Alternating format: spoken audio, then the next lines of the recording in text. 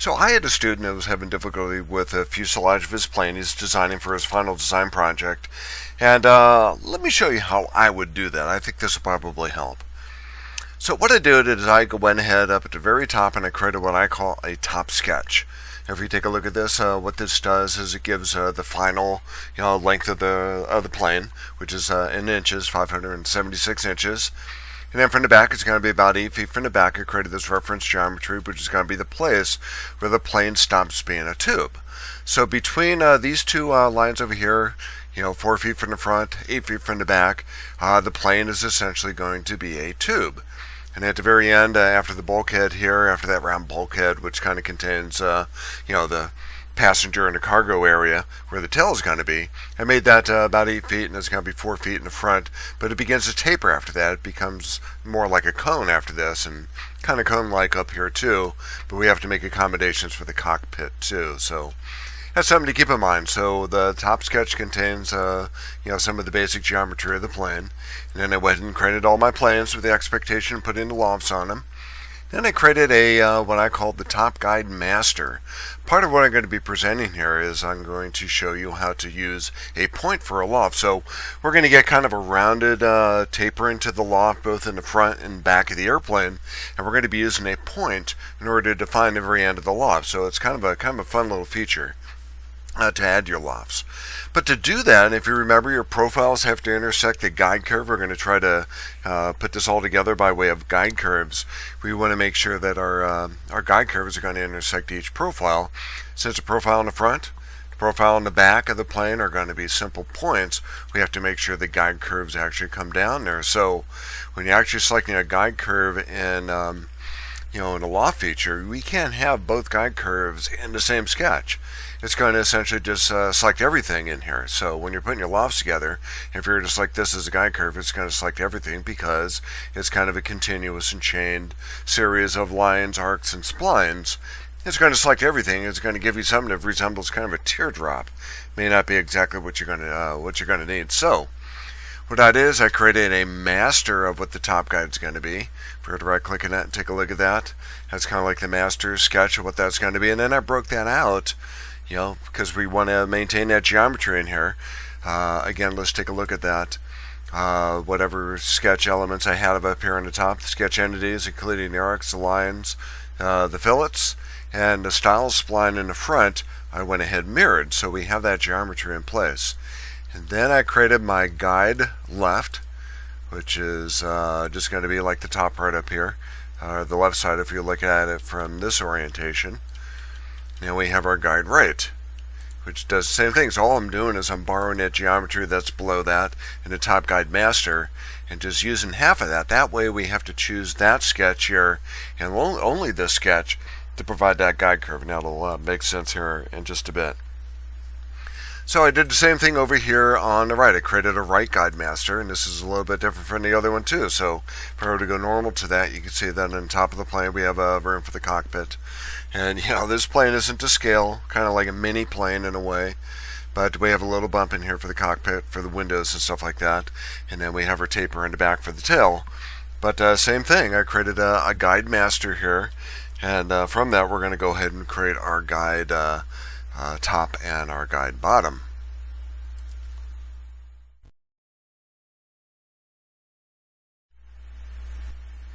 Okay, so one thing to keep in mind about how we're modeling this is we're modeling this in such a manner that we're making the guide curves drive our loft. They're going to be driving our profile rather than the other way around, and that's not a bad way of doing this.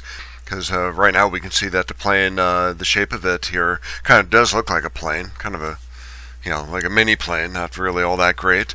But we're going to be using that to drive all of our profiles that are in here, and all these blue lines in here are really those planes we're going to be putting our profiles on. So profiles actually be pretty quick when we do that. So let's go ahead and clarify this a little bit. This is our top guide master, but let's go ahead and call this something a little bit simpler. We're going to call that our guide left, and this will be our guide right. And make sure you label these things too, because we're going to be putting in a lot of stuff in here, both reference geometry and sketch geometry, before we even get to the point we're going to be actually creating the feature in here. And it's really good to be able to label this so you can understand your way around your model. So our right guide master is going to be over here, and then from that we're going to go ahead and create our guide top and our guide bottom. So let's go ahead and choose the right plane and go to sketch. We're going to go to convert entities, and we're going to go ahead and choose, we're going to go ahead and select the chain. We're going to go ahead and choose that. It gives us everything here. So we're going to right click on our mouse, but what we also want to do is choose our center line from the origin. Just sketch that out in an arbitrary manner. Let's go ahead and trim out what we don't want. So we're going to do let's do our top first. We'll go ahead and trim out what we don't need as part of that. And then we're going to go ahead and rebuild that, and we're going to call that our guide top. And we're going to do the same thing for the bottom. So again, the right plane, go to sketch, convert entities. We're going to go ahead and select the chain again, and right click, and now we have that whole thing, that whole profile in a way, not the profile, but the guide of our airplane fuselage. And then we're going to go ahead and take out everything that's on the top. So with our trim tool, we're going to trim out all this stuff. And now we're going to go ahead and rebuild that. We're going to call that our guide bottom.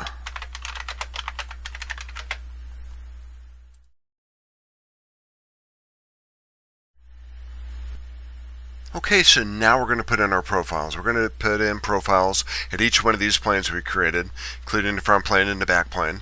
Plane number 6, which is what that is called.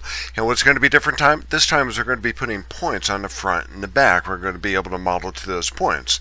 And what that does is it gives us the capacity to actually put something kind of roundish on the front and roundish on the back. So these profiles are going to be kind of circular in nature. They're actually ellipses that we're going to define in a very similar manner that we did before. But the difference here is that we have kind of a different profile for the top and bottom. We have different guide curves in the top and bottom that's going to affect that profile. So the ellipse is not going to be able to intersect at that point with these lines, guide curve lines for the left and right. So we're going to have to do something a little bit different here. Otherwise, it's pretty much the same. And let me show you how to do that. I've already put in 3 of these. We're going to go ahead and pick the front plane number 4. And we're going to go ahead and sketch an ellipse on that. So I'm going to go ahead and do this kind of sideways here so we can see what's going on. And we're going to sketch that ellipse out. Not picking up any reference geometry in here, no sketch relations, just arbitrary. You can see this is completely clean, no sketch relations. You don't want to go to the origin over here. And now we're going to define this in a different way. So we're actually going to be taking this point on the top of the ellipse and that point on the top of our guide curve. We're going to make that coincident, do the same thing with the bottom. So we want to make sure you pick the right one, which is going to be this one. So we're going to go ahead and click on that. With the control key to press, we're going to make that pierced. So it takes that point and pierces that line, and only one specific location, so that works out pretty well. So now if you look at this point over here and try to drag that to our line, it's not going to let us do that. If we want to go to that guide curve line over here, a straight line, because it's not on that plane, it can't do that. If we try to make that, we can make that, might be able to make that coincident. It's not going to do that. But we can't do pierce. It's going to hate that too. So we're going to take that pierce relationship out of there. So what do we do? This is what we do.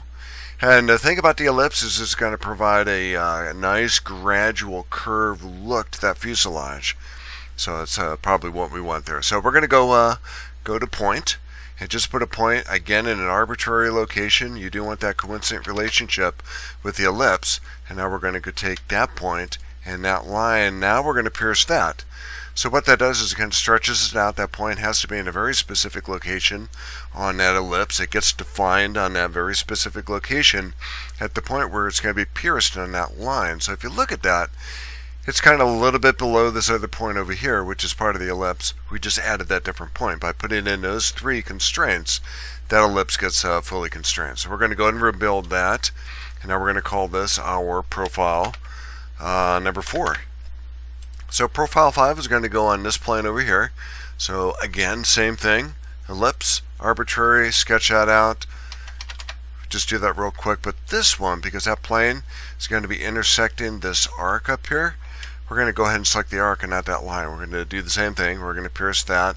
And the same thing here, that bottom point. And we want to make sure you pick the bottom down here. We're going to go to that arc in the bottom as part of that fillet. We're going to make that coincident. And again, just a point. We're going to put a point up here, maybe this time arbitrary. It's able to rotate around the ellipse a bit, but because we take that point and this fillet over here, that fillet radius over here, and make that coincident.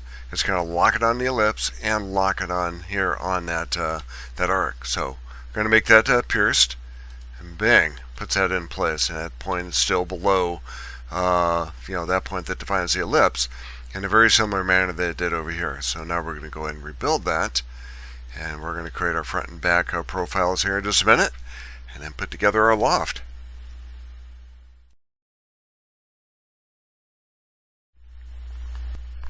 Okay, so we're going to put in 2 more profiles. These profiles are going to be about the simplest sketch you could ever do.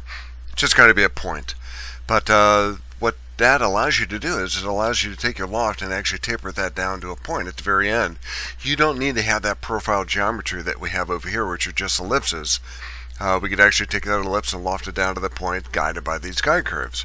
And that's something that, before color television, in the old days, you had to put your lofts, you had to create a profile, sometimes a really, really teeny tiny profile, just to get it to work, and then you fill at the end, and just wasn't very elegant. But this is elegant, and this works out pretty well. And we're going to take that last profile here and actually profile down to that point, guided by the guide curves. So we can make modifications to the guide curves, modify how that point comes down, how the end of that loft comes down to that point, and move from there. So, it's a lot of talking there, but I just want to emphasize that. So we're going to take our front plane. We're going to go ahead and sketch that, and just go to point.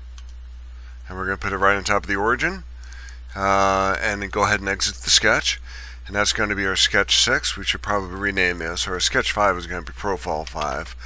So let's go ahead and rename that, and our sketch 6 is going to be profile 0.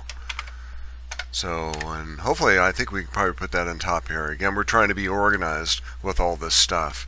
So again, front plane 6, point, right on top of that projected origin, and then go to the green check mark, and sketch number 7, we're going to go ahead and rebuild that, or exit sketch. We're going to go ahead and call that profile 7. So now let's take a look at our feature manager tree real quick and look at all the stuff we have in here. We start with the top sketch, which defines the basic length of the airplane and some sketch geometry that we're able to put in place in order to drive some of these profiles and the guide curves. And we put in a front plane 1, 2, 3, 4, and 5, and 6. We had a top guide master, which allowed us to mirror the profile or the guide curve on one side or the other side. But remember, when we're our profiles are going to be intersecting that guide curve. The guide curve is going to intersect the profile. So when it comes down here to a point, you have to bring that guide curve right down to the point, or your loft is not going to work right. And because of that, it's going to consider all that guide curve in there, left and right, top and bottom, as being continuous, and it's not going to give you the results you're looking for. So we have our top guide master, and then we broke that up with doing a convert entities to our guide left and guide right.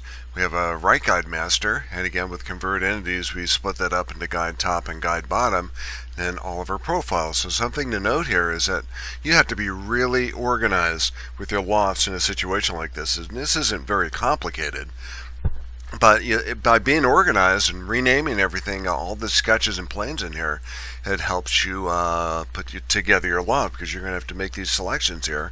And you need to know what you're looking at. If all these things were just sketches over here, we wouldn't know what was the master, what the different guide curves might be in regard to that. So stay organized with your lofts, get all this well defined before you even go into the future, and I think it'll work out really well for you.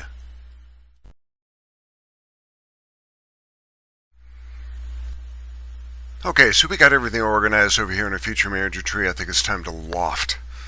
So let's go to features, go to loft, Lofted Boss space, and instead of picking them out here in our feature manager tree, because we renamed these, we can quite literally just go to all of our profiles in here and select those with the shift key. I just went from the top one to the bottom one, and we'll went ahead and put those in place. Now you'll know if this is going to work or not by the guide points in here. But we can move these guide points around and actually kind of see what we're going to get.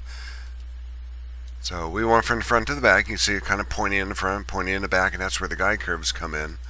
So we can either click these individually, or we can go over here to our feature manager and click them over here. So let's try like maybe guide left and guide right. And maybe to do this right too, if you wanted to pick this out in the graphics area, is right click on our guide masters and just turn those off, or just tell them to hide.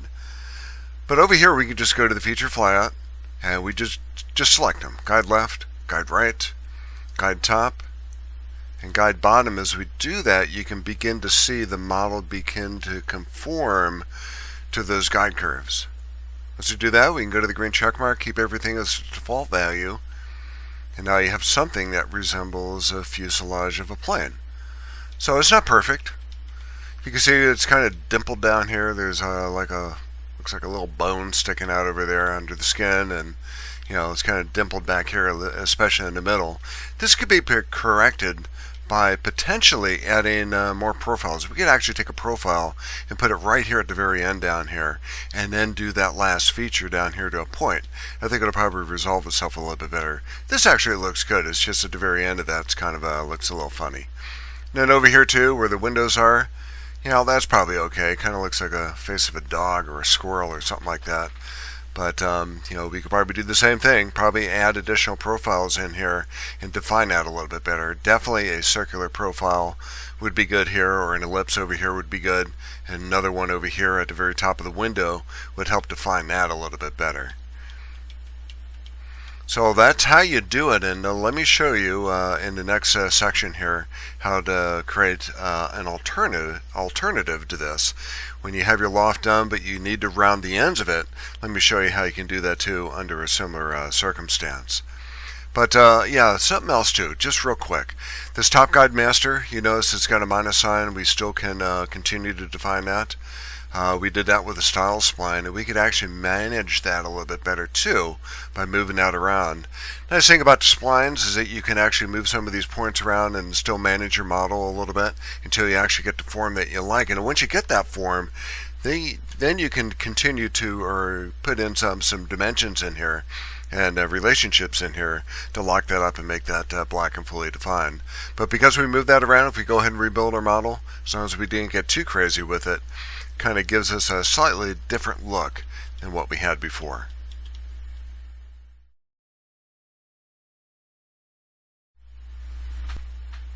Okay, so let me show you an alternative to finishing off the ends. Here we created a loft with points for the end profiles that we're able to loft to and actually provide a certain amount of roundness to it. But let's say you already have a loft in place. It doesn't have those features into it. And one of my students has an airplane wing at the very end of it that kind of needs to be cleaned up a little bit. It needs to be made round. And this is a way of doing it. But let's modify our loft just for demonstration. Let's go ahead and modify our loft here. We're going to take our last profile down here. We're going to just go ahead and take that out of the selection. We're going to take our profile 7, which should be 6, and we're going to right click on that, and we're going to go ahead and delete that, or just press the delete key. You should get rid of that. Doesn't delete it. It's still in the feature manager tree, but it takes it out of our selection. If you go to the green check mark and rebuild this, now we have our loft in place, but it's missing that end. So let's say we want to finish that end off. So let's go ahead and take our profile 7 and actually make that 6, kind of make that little correction here. And what we can do with the loft feature is just jump right into it. And now you might think that we might need to have that profile in here and borrow that profile for the loft. We could do that, which is going to be our profile 5. But very simply, we could just take that surface over here and borrow that surface as a profile itself. So SolidWorks now allows you to do that. So let's just jump right into the Lofted Boss space. We're going to create another loft, or a loft 2. And our profile is just going to be very simply that face. Puts that face up there. And we're going to go down here to our profile 6 that we just renamed. And we're going to go ahead and grab that. And now you can see the preview is going to be kind of a cone. And now we're going to use the guide curves here. And the guide curves are already embedded inside our loft 1. But we can actually go inside that and borrow that. So we're going to borrow those guide curves, and now you can see it begin to conform to where those guide curves are. And down here you want to make sure that merge tangent faces and merge results in there so you don't have two separate bodies. And if you do that, go to the green check mark. Now we have what we had before. We have a kind of a distinctive line in here which defines that tangent edge that we have. So that's always going to be there. So it kind of looks like we might have two bodies, but you can verify that up here. If you don't have a solid bodies folder up here, you still have one solid body. So that's how you put a rounded end on the end of a loft or a feature that needs to be rounded like that. But if you have a situation like an airplane wing, like a recent student had, and you have a profile at the end of that wing which terminated it, and you want it rounded, do the same thing. Create a profile with a point on it, grab that face where the end of that loft is, where that profile is, and use your guide curves, put some guide curves in there between that last profile and that point, and go ahead and loft it using those guide curves, and you'll get a nice rounded end.